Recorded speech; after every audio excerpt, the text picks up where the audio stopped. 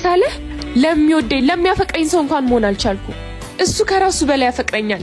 እኔ ግን ካንተ ውጭ ማሰብ አልቻልኩ። ይሄን ነበር ይፈልግ። እንዴት ነው ያማረብሽ? የምር ንግስት ነው የመሰልሽ። ስማኝማ ቢኒ፣ ወይ ለሰርጋችን ምን አይነት ዘፈን ነው የምዘፍንልኝ? የእንዛ ቀን ለራሴ የምጋብዘው ዘፈን ልዝፈንልሽ? እሺ። አቤት ሙሽራው ታድለህ፣ ሙሽራው ታደለህ፣ እቺን መሳይልን አግኝተህ፣ ሙሽራው ታደለህ። ሜቲ፣ አንቺ ሜቲ ምን አልሽኝ? ስለምን እያሰብሽ ነው? አይ ምንም እያሰብኩ አይደለም።